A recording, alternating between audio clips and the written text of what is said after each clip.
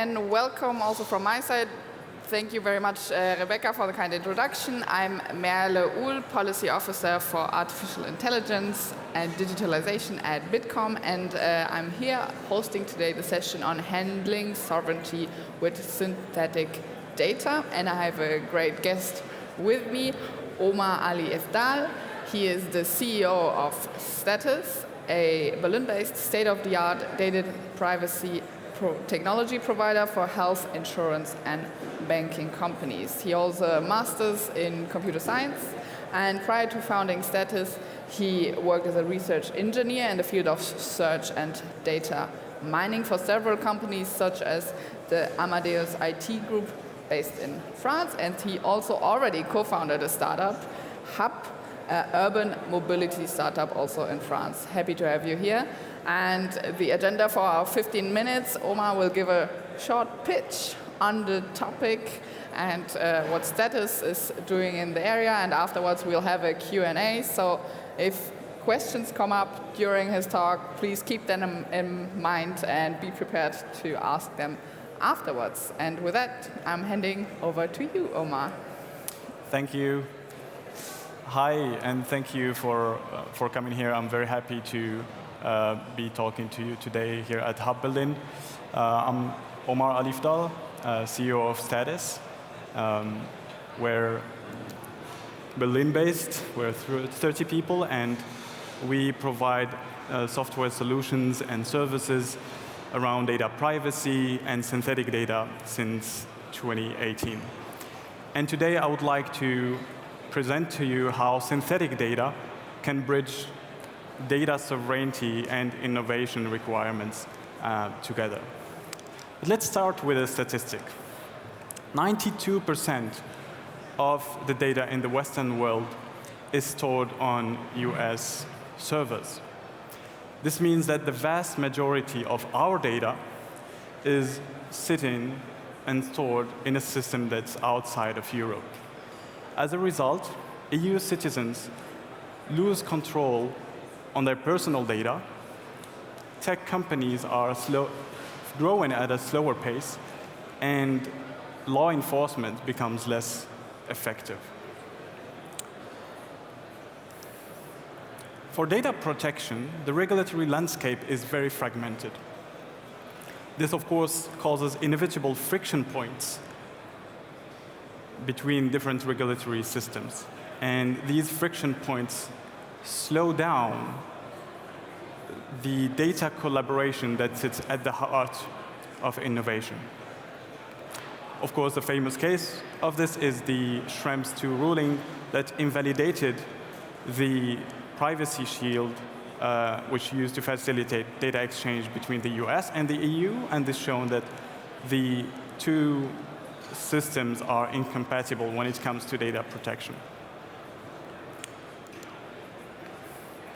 In this context, organizations need to adapt not only on the legal practices, but also adopting technological solutions that could make data exchange safer, smoother, and more compliant. But the situation is even more complex when we take into account the individual sovereignty over personal data. For example, the GDPR requires that data controllers inform the data subjects about how and why their data is going to be used at the time of collection.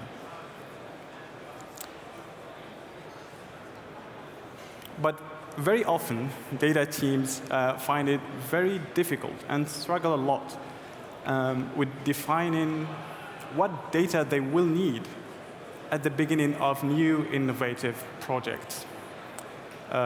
Here, as one of our customers emphasized, it is crucial to innovation to be able to do exploratory data use.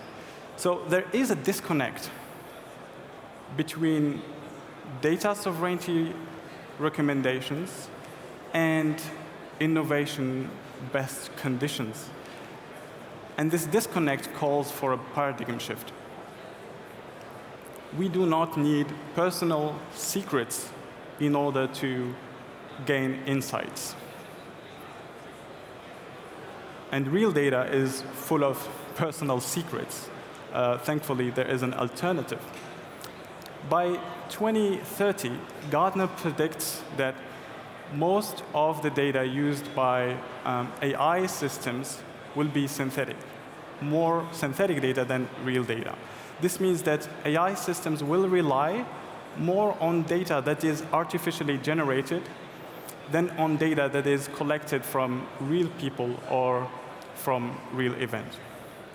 And this is already the case for autonomous driving, for example, where simulated driving miles are used more often and in larger quantities than actually collected driving miles. But what exactly is synthetic data? Synthetic data has two aspects. The first one is that it is artificially generated. It does not directly relate to a specific person or a real person or a real event. It is generated by an algorithm. And the second aspect is that it is realistic. An artificial data that is not realistic or that it does not mirror the real data is not useful. And it can be generated in two ways. The first one is by simulating based on well-known rules or well-known laws.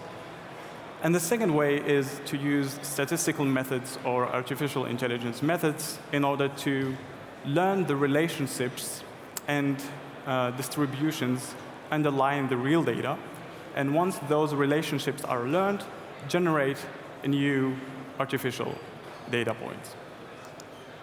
So how can it help? Or how does it help bridging the data sovereignty or digital sovereignty constraints and the innovation best practices? It does so in three ways. The first one, by improving the privacy guarantees for the individuals, for the data subjects.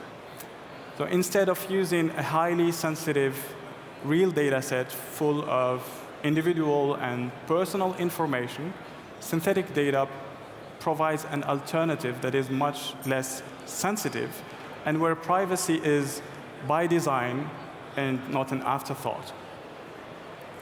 The second aspect is that today the vast majority of personal data is sitting within a handful of tech giants or is being traded by a few shady data brokers.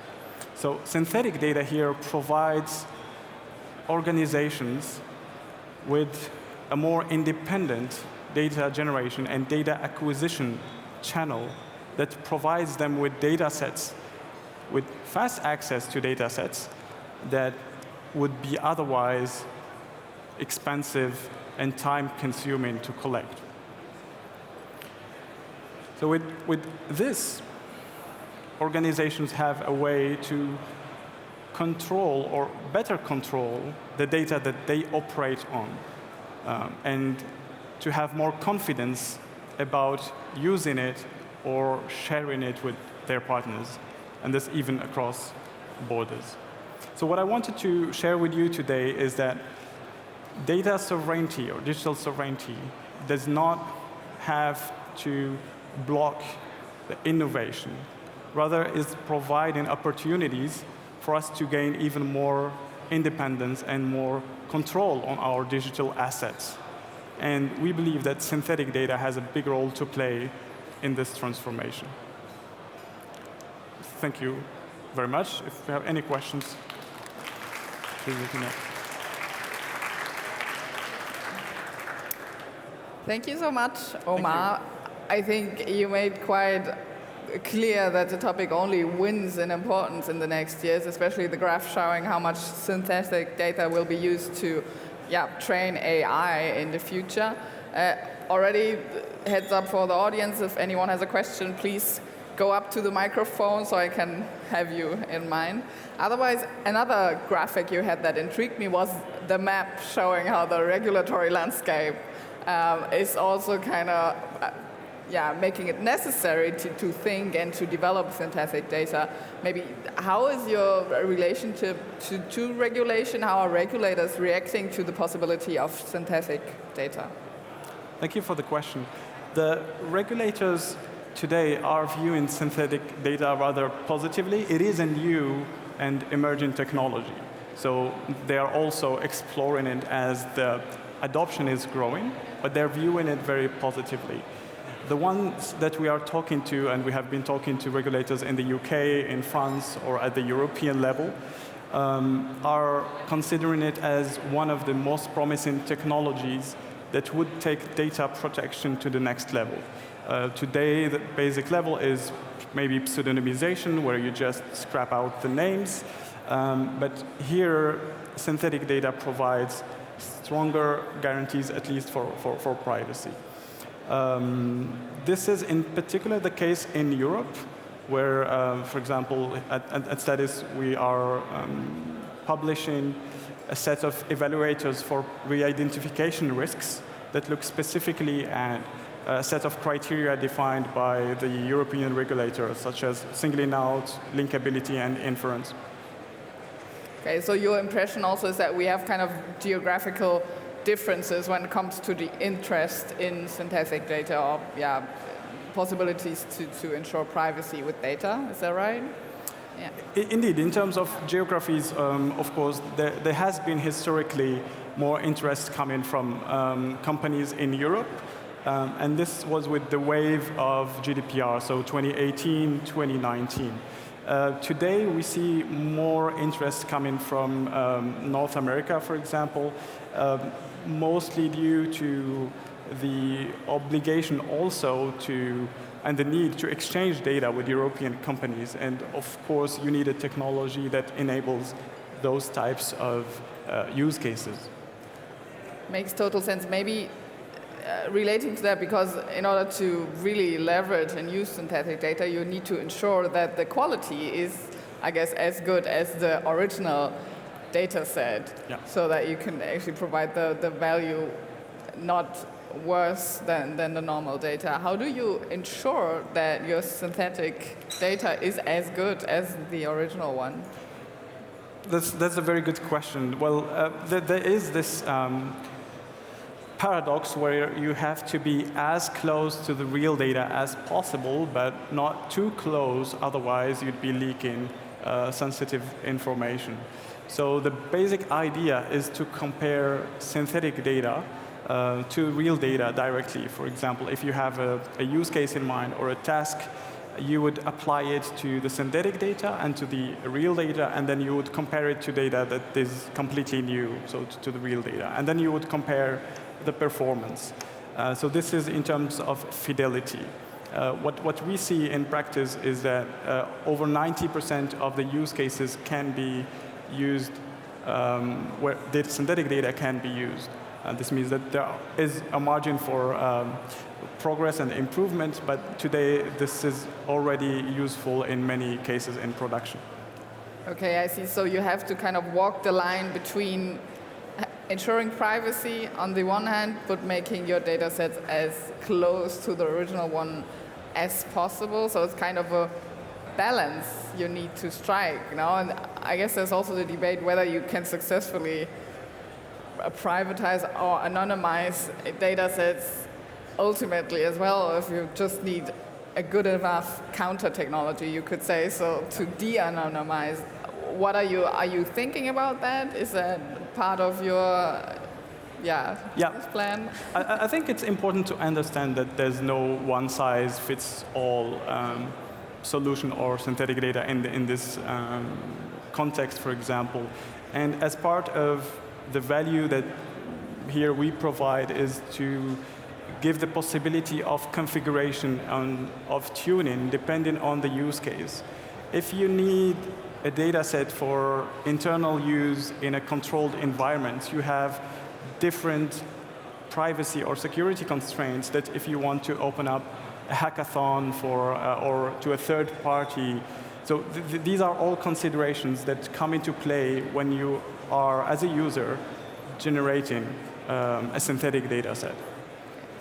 So I guess you have to really look at the individual use case. And I guess it's a good message, no, that you can kind of leverage or increase privacy if you want to. I think that's a good sentence to end the discussion. Thank you so much, Omar. Thank you very much to the audience on this session to handling sovereignty with synthetic data. Thank you. And I'm handing over to my colleague, Sarah, again.